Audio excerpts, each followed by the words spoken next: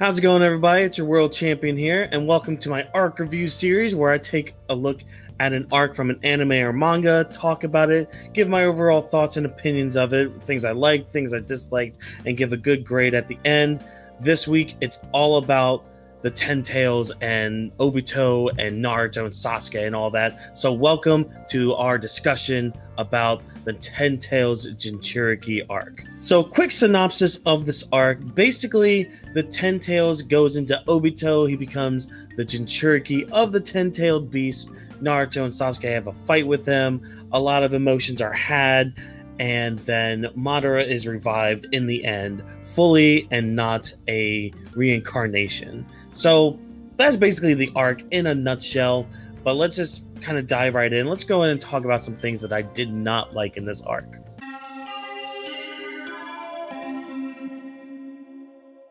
So we start off the part of this video of things that I didn't like in this arc. And we're going to start off with the stuff with Kaguya. Now, if you've been following along with this arc review series, you'll know that I don't really like Kaguya and the whole idea of her. And here we have Madara just kind of saying a little bit about Kaguya and mentioning it now. He's mentioning it to the first Hokage, who he's still having a bit of a fight with, saying that, oh, well, because you couldn't see the full tome of the Uchiha, you don't understand what it actually is. So he's talking about the whole chakra fruit and the Kaguya hint. Now, I'll have more words about Kaguya when we get to Kaguya, but it irks me anytime I hear mention of Kaguya or the Otsutsuki clan, because I despise them fully. Well, let's go ahead. The next thing I didn't like in this arc was just a couple filler episodes we had about the Hyuga clan from Hanabi's point of view. So if you don't know already, Hanabi is the younger sister of Hinata, and we kind of see her little journey and her little arc throughout the series of Naruto. Instead of seeing that to begin with, we get it here in the middle of a freaking fight. Whatever. So Hanabi, she's watching Hinata from a distance, being like, I want to be just like my big sister. And then she sees that Hinata isn't really up to par with like people like Neji and all that. So Hanabi tries to just be better, which she does be better. And we basically see her story throughout all this. I mean, it's not that it's bad. It's just why. And I have this issue with some other filler arcs as well with other series that we'll get to in the future. But why put filler here? This is just, it's in the middle of this huge emotional impact, and you're just going to put this filler in for no apparent reason. Why? I mean, I understand the reason that anime put filler in. I get that. I understand that. But this just takes all the emotion out of it, because this happens. If I remember correctly, I just finished watching this arc like a day or two ago, but this happened right in the middle of the Obito discussions, like right where Obito and Naruto are talking. So this whole big emotional height that we're in. No, we're just going to go cut to the Hyugas real quick. Why? Place it in a better spot.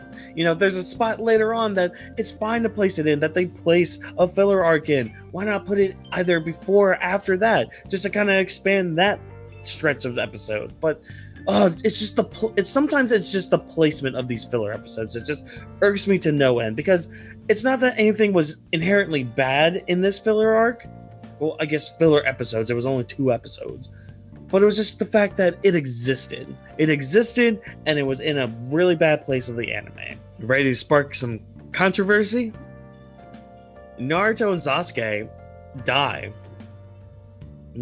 Now, I know what this is supposed to do. It's supposed to add tension and all that shit with it. And this is just one of those things where I can't really say why I don't like it, because the reason happens later on in the story. So even though I don't like it here, I can't fully say why I don't like it. So what happens? Why are Naruto and Sasuke on death's door right now? Well, Sasuke tries to fight a fully revived Madara, and Madara makes quick work of him, which we'll talk about Madara later on. Trust me, we will talk about my boy Madara later on. But Sasuke basically gets wrecked and stabbed in the heart by Madara, and Naruto gets the Nine Tails sucked out of him. Yeah, so Madara, when he revives, spoiler alert, Madara revives in this arc, he is taking in the tailed beasts one by one. So Shukaku, 2 tails, 3 tails, 4 tails, all of them. And then he finally is able to get 9 tails out of Naruto. So Naruto is basically dying. Gaara's taking him to Sakura, and Sakura is trying to keep him from dying, and he's taking him somewhere. That place we'll talk about when it happens. So Naruto and Sasuke are both dying. Again, I can't go into full details why this is bad. Just know that when we get to it, I'll reference it again. But I wanted to make mention of it here because it does, even knowing what happens after this, it leaves a sour taste in your mouth. Because yes, it's here to build tension and build like this anxiety, and you're like, oh no, Naruto got the 9 tails taken out of him. The series is called Naruto, and everyone's dying, and him and Sasuke are the only 2 that can fight the 10 tails. He's not dying at all. So, it's just really bad. Let's move on to things that I liked in this arc.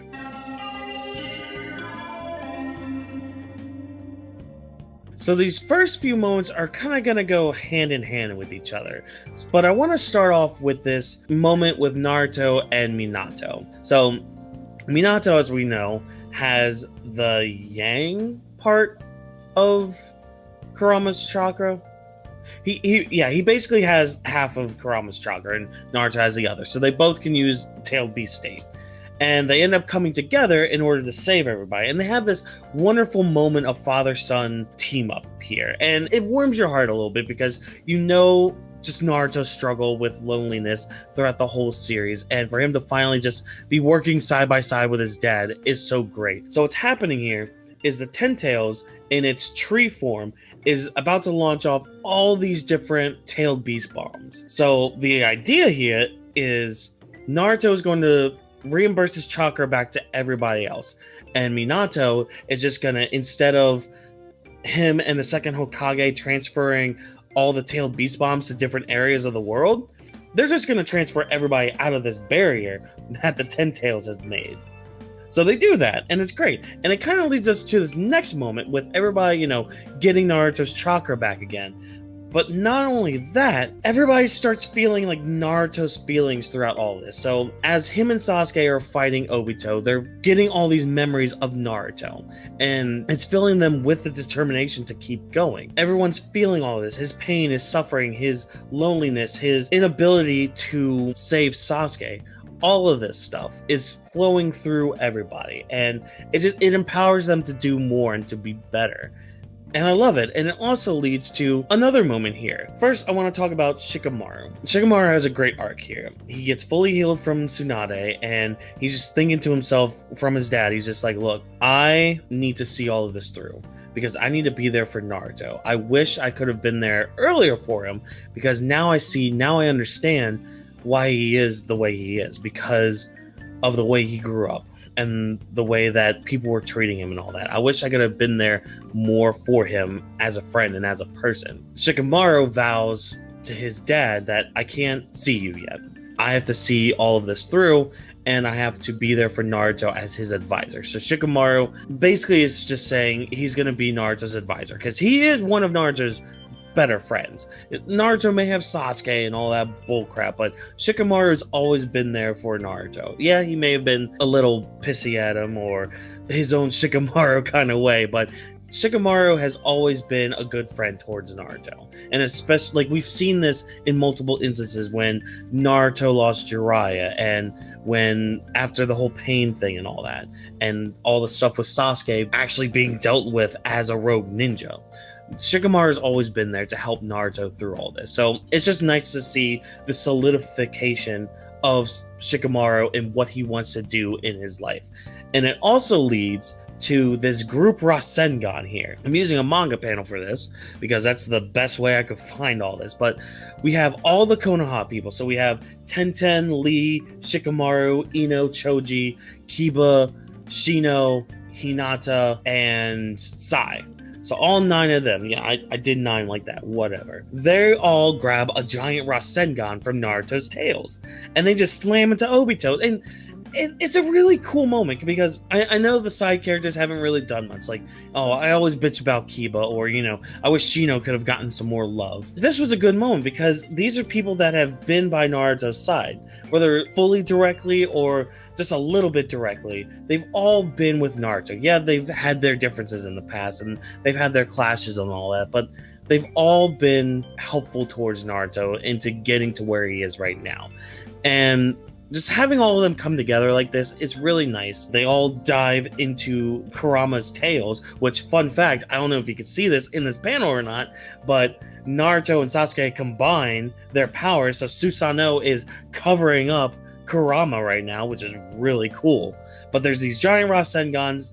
Everybody jumps in. They get like the gold cloak that he has as he's in Tailed Beast mode, and they just grab a Rasengan and just go after Obito with it. And again, I really like this moment. I like all of these moments just put together because what it's doing is it's emphasizing that point of Naruto and how he just grew up lonely and how he ended up getting these comrades to help him, how he got these people into his life in order to get him to where he is now. And that's going to come to head here soon during this talk with Obito that Naruto's about to have. But most of those points, they're separate points, but they all tie into the same thing of basically what I just said, of Naruto's journey and him getting those people in his life that mean the most to him. All right, here we are. This is probably the biggest talking point of this part in the arc, of this part in the series. This conversation that Naruto and Obito have with each other. This is where people really want to talk about Talk No Jutsu. If you don't know what Talk No Jutsu is, first of all, maybe get on the internet just a little bit more. I know you're having fun outside playing foosball and all that. Well, first of all, foosball is the devil.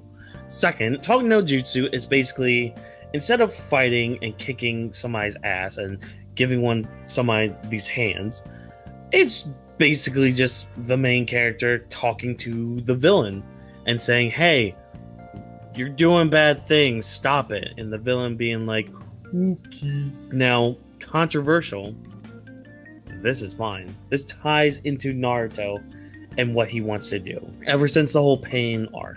I know I had mentioned back in the Pain arc when Naruto talked to Nagato about everything, how I was going to come to a time where I might have to talk more about why this is a bad thing. But you know what? I've had a full 180 on that. And it's actually thanks to Obito.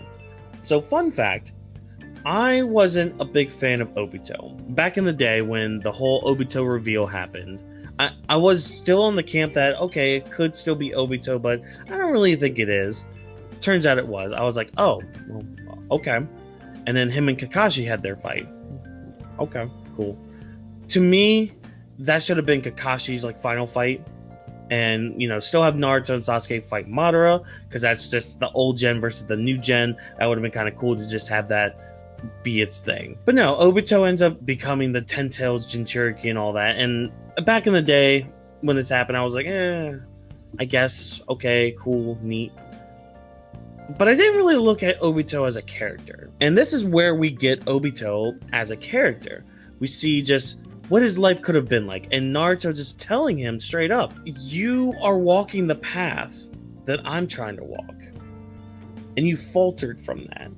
You're not the same Obito. And he tries to convince him about all this. And they're in this separate little world thing where Obito is looking at his past and seeing his past self. And even having his past self come up to him and be like, no, this is not the Obito that Rin wanted to look over. This is some sort of completely different thing. I don't know who you are. You're not Obito Uchiha. You're Toby. That's basically what he is. This is what Obito is right now. He's Toby. He's the 10 Tails Jinchuriki. He lost sight of wanting to become Hokage, but he actually did it. And that's what Naruto keeps trying to challenge him with. See, these two, they're the same person. And even Kakashi mentions this as he's fighting Obito as well, saying, you are just like Naruto. You two are the same kind of person. You both want to be Hokage. You're both just wanting the attention from people. You're both troublemakers, all this stuff. Like, they're both one and the same. The biggest difference is the path that they went to make it to their ultimate goals. Because what happens is, Obito falters because his friend ended up dying and betraying him and all that stuff. Naruto, he ended up gaining more people and more support and was able to get through that darkness because of that. Obito just stayed in the darkness. He stayed in that hell. And Obito knows exactly the hell that Naruto went through. That isolation, that loneliness. I mean, apparently Obito was also an orphan. Who knew? Who knew until now? They're both testing each other. And it's really well done, especially the anime, because the anime actually adds some stuff to this, some more background that we didn't know, just seeing more of Obito faltering and his relationship with Rin and all that. It's just done really well. And in this world we see, Naruto even turns into the past Obito, trying to just get him to come back. Come back, Obito. Yeah, you faltered. We understand that. But just come back. And that's what a lot of people are mistaking. Yes, he hurt a lot of people. He killed a lot of people. We get that. We understand that. Naruto's not saying he's forgiving him for all of this. He's trying to show him that there's a way to atone. And that's where we get at with the end, where Ten Tails does get taken out from Obito. And he's talking to Kakashi and Minato about everything. And Kakashi is strictly telling Obito, look, I was in the darkness too for a bit. We even had a filler arc talking to us about Kakashi's darkness in the Anbu. But Naruto became that light that guided him out of that. And it's really well done with Naruto being up on top of, I think it's the Ten Tails husk. He's on top of that with a giant Rasen Shuriken aimed at Madara. And it's just done so where it's like a little twinkle and it ends up being in Obito's eyes and all that.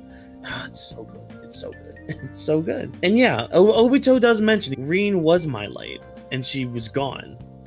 It's hard for me to find another light like that, but it's right there. All he has to do is just let it be. And not a lot of people understand that. I know I went on a bit of a rant with the stuff in the Pain arc, but it's emphasized here as well. This isn't forgiveness. It's saying, hey, you fucked up. Let's try to make you better. It's not forgiveness. And yeah, Obito's still going to catch these hands. He still caught those hands with Naruto and Sasuke. But when they were playing that tug of war, because that's how they ended up in this position. Naruto and Sasuke and the rest of the Ninja Alliance are playing tug of war with all the tailed beasts inside of Obito. So they're trying to pull it out. And that's how all of this is happening. It's really well done. And you may not agree with it. You may not like the whole talk no jutsu thing. But we're seeing it even in today's manga. I'll bring up My Hero Academia, for example, with Deku saying that he saw Shigaraki and wanted to save him. He saw a crying child and wanted to save that child. People had an issue with that because apparently they have PTSD from this. But I can guarantee you, when you get older and you get just a little bit wiser, you'll realize that not every problem has to be solved with punching, with violence, with any of that. Sometimes it is just a conversation you need to have. Sometimes all you need to do is to just smack somebody across the face so they can wake up from whatever hell that they're in. Sometimes that is the case. Not all the time, but I feel like I'm rambling right now. I really like this because it brings Obito's character full circle, because he went from being this goofy goofball Uchiha to a supervillain, and then slowly coming back. And he's about to do the Rinne rebirth, the thing that Nagato did to basically go back on what he did to the Leaf Village.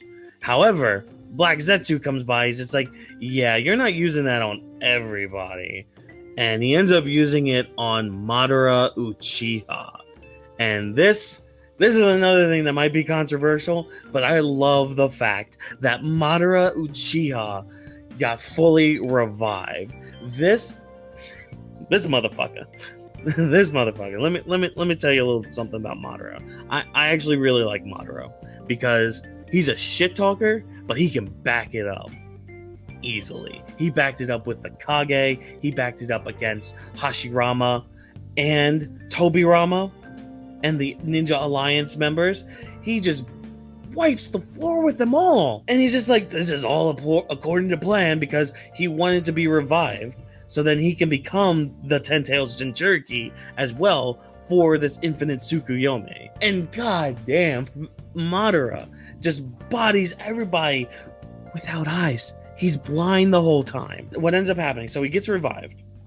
He goes over to Hashirama. He's just like, by the way, remember that thing I told you about with like the stone tablet and how if Senju and Uchiha came together, we could be one with peace, blah, blah, blah, you know, all that bullshit. Yeah, that's not actually what it meant. It actually meant those with both the cells can be a thing. Now, I could have probably put in the whole Hashirama cell thing in the things I didn't like because the whole Hashirama cells gets a little dumb after a while because we had it with Danzo, we have it with Zetsu, and now Madara has it, and Obito kind of has it too. It's really weird. I didn't want to talk much about that just because I can't go beyond it more than it just kind of got dumb. So Madara has Hashirama cells. And it, like, you know, nice little face right here on his chest. And he goes over to Hashirama and he takes the rest of his Sage Jutsu away. So that's gone. And so now Madara can use Sage Jutsu. So I guess he's like, I think the thought here, because it's only a limited amount of Sage chakra that somebody can use. We see that with Naruto in his Sage mode. But with Madara, I guess the idea is that since he has Hashirama cells, it's always taking in Sage energy. So I guess that's part of why he's bodying everybody. But yeah, he's bodying just everybody. He's blind right now. Can't even see worth a dick. And just bodying everybody left and right. He even bodies these tailed beasts right here. 1, 2, 3, 4, 5, 6, 7, 8, 9. All of them just get smacked. And then he gets the Rinnegan back in his one eye, in this eye right here. He gets one of his Rinnegan eyes back, and it's just even worse. He's absorbing chakra here and there. He's absorbing the tailed beast in seconds, which took, what, days for most of the Akatsuki to do? Holy shit. And he's only getting stronger because he's about to become the Ten Tails Jinchuriki. God, I really like Madara because of this. It's mainly because of the shit talking. Like, he has the Saturday morning villain thing down to a T. And there's not even a T in villain. I really like Madara because he's just like, yeah, I'll give you these hands. Come get these hands. Oh, that's it? That's all you got? Okay. Well, bye. But that's actually where we leave this arc, this part of the arc. So part 1 of the Ten Tails Jinchuriki is over, and we're about to see Naruto and Sasuke die, and we're about to get to the part where I don't like it at all. Ooh, we're getting to the parts where I don't like it, but I mean, honestly, with this, I gotta give it another A-. I mean, the only things that really bring it down, I don't like the Kaguya stuff. The Hashirama cells, yeah, they're a little dumb. The random filler that just kind of ruined the pacing of the arc. That stuff kind of does bring it down. And just knowing where the Naruto and Sasuke deaths go, I don't really like it. But that's nothing to take away from the shine of this arc. I didn't even talk about some of the other things in this arc, like some of the comedy in this arc with Naruto coming up with a great plan, about to go in, and Tobirama like being like, hey, don't rush in, remember? He can only be hurt by Sage Jutsu. Naruto just forgetting that. It's moments like that that's just really funny to me. But yeah, I didn't even mention some of that stuff, but it does enhance the arc in a lot of ways. But let me know down in the comments what you thought of this arc, what you think of the war arc overall. We're getting, again, I keep saying it, but we're getting to the parts of the arc where I'm just like, oh, this is where we're going? Okay. I don't know about that, but all right, sure, fine, whatever. And yeah, but the next arc we're doing is a filler arc. I need to look up how long this filler arc is. And we're also nearing the last 100 episodes of this anime. So yeah, we're getting near the end of this Naruto rewatch, which on one hand, I'm excited about because we'll have a full series done. But on the other hand, man, I've actually been really enjoying this rewatch.